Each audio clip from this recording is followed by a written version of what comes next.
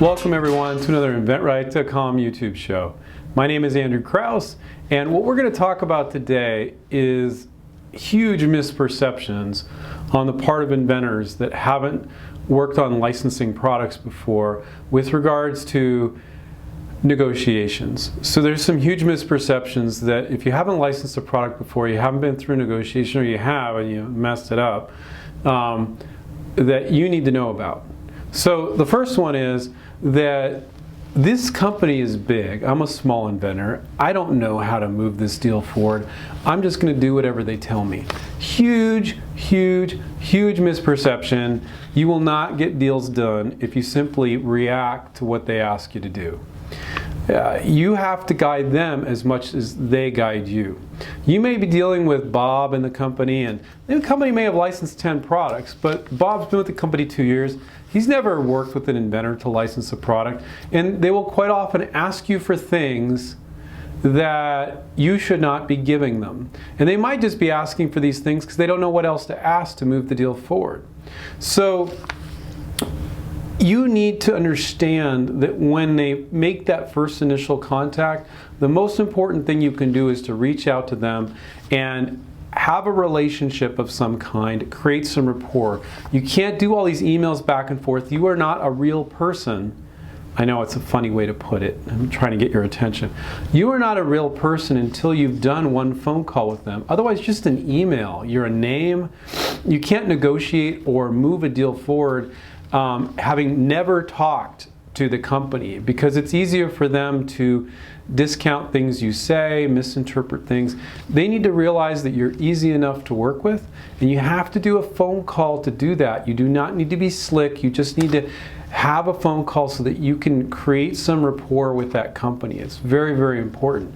So big one thing is, do not expect them to show you how, like, this is our process. We're going to do this and this and this and this. Is not going to happen. Now, you can ask them about their process. You absolutely do definitely want to do that. And that's great, because then you know what they perceive the process to be, and sometimes they don't know. But they might tell you. But that doesn't mean you're going to comply with exactly what they want you to do at exactly the right time. Like asking you for a prototype when haven't even talked to you yet. No, you're not going to give it to them. They need to earn that, and you might realize, oh, they didn't even know what to ask. They just asked that, but we can move the deal forward, and you can get them to make a prototype, or maybe no prototype's necessary. You give them some examples of some other products. They're like, oh yeah, we can make that if that's all that's required. So the first thing is, don't just do what they ask you to do. You need to guide them as much as they're guiding you, if not more. Another misperception is that you're going to jump into this contract right away. You're absolutely not. You're just not. Average deals with our students last about 3 months from the time you get interest to the time a deal is closed. We've had a few students do deals in 2 weeks, usually with DRTV infomercial companies. We just had a student of ours do a deal. It took them a year, not normal either. Around 3 months is normal. So to think that you're going to be talking to them for a week, and then the next week you have a contract, and then you're done with the deal after 2 weeks is absolutely totally unrealistic. And actually, if you expect it to go that way, you're pushing too fast, and the right things will not get done. There's just no way to do a deal in that time. There just really isn't. The only time you do a deal in that period of time is if the company's like, this is our contract, sign it or not, but that's a giant red flag, and they almost never do that. So there's so many things to be discussed. Another big misperception is that you don't have to ask them questions, that you don't have to come up with questions. And what you want to do is gather data to use in the negotiation later. At the beginning is the best time to do that. So when a company says, just send me a prototype, to not get on the phone with them while they're showing initial interest before you're deep in negotiations and gather that data is a giant, giant mistake, because they won't share all the same stuff with you later on as they will sooner. And you can use that to your advantage, okay? You have to realize that it's going to take a while, because they need to get some manufacturing quotes. That might take a while. That could take a month 2-3 weeks easily to see if the product can be made at a reasonable price. They're also dealing with the bureaucracy within their company. Like, it's like, well, you know, and they might, most of the time they won't tell you this. There's Sue and there's Bob, and oh, they always can't agree on anything. And you might ask them, like, who are the decision makers in the company? And you have to realize that there's really nothing you can do about that. You can give them all the information that can help them make the decision, but then your champion, your Superman that you're dealing with in the company, that's your point of contact, needs to navigate that. And you can't help them navigate that. You can make suggestions about the product, different things they've said, and you do that, and that just takes time. So, and you can contribute as much to that as you possibly can.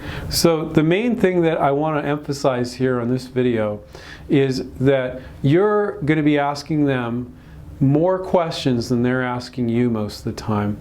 And the questions are to subtly guide them along this path. Now, it's great, and quite often you can ask them a question, they are very predictable. Just like most inventors are very predictable. Most people will ask the inventor for something, patent, prototype, oh, okay, here you go, you know, and they want to give it to you. And you know better than that if you're an InventRight student. Same thing with companies though, they do the same thing. You can ask them a question, their answer and most of the time is going to be very predictable, and then you can lead them down that path that you want to go. You know, and very much so. Licensing negotiations are a subtle dance. Stephen and myself, as the co-founders, used to help our students with all the negotiations. Then we trained, there's too many. So then we trained one of our senior coaches, David Fidois, to do it. And that's all he does now, and I think he's better than us at it now. But he would tell you that it's a subtle dance, and he tells our students, like, this is what you need to reply to that email with. This is what you need to say on this phone call. Say these two things. And the student's like, oh, but I know I could ask him this and this. Oh, no, you want to say that later. You don't even bring that up now. And so it's a subtle thing. It's a very, you know, I could give you black and white answers, but it would probably be doing you a disservice, because you could, well, Andrew said this on a YouTube video, but oh, it doesn't apply in this situation, but it applies here. So there's definitely a lot to be learned with licensing negotiations. And a licensing attorney that is trying to rack up billable hours, they hear you're in a deal, you know, they're thinking in their mind, oh, I got to get 220 hours out of this person at $200, $300, $400 an hour. Our students, when David, our head negotiation coach, helps them out, we don't charge them anything more. And so you don't have an attorney trying to nitpick something to death to get more billable hours, thus killing the deal, but still sending you the bill. David's helping you out with a common sense approach, guiding you along. And then most of our students, a lot of times it's just a couple hours for an attorney to dot the I's and cross the T's before you sign it, you know. So main things I want to relay is that you are guiding them more than they are guiding you.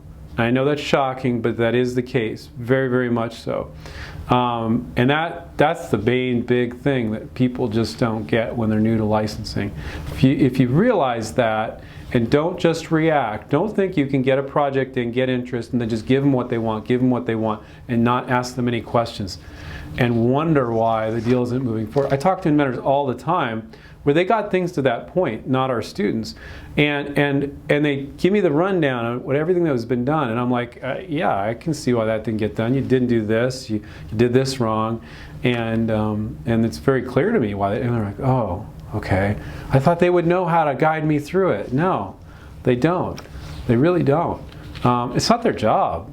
It's not their job to do that. So hopefully you found this video very, very helpful. I want to remind everybody to take care, keep inventing, and we'll catch up with you on the next InventRight.com YouTube show. See ya. Bye. Hi, this is Stephen Key, and I just want to thank you for watching InventRight TV.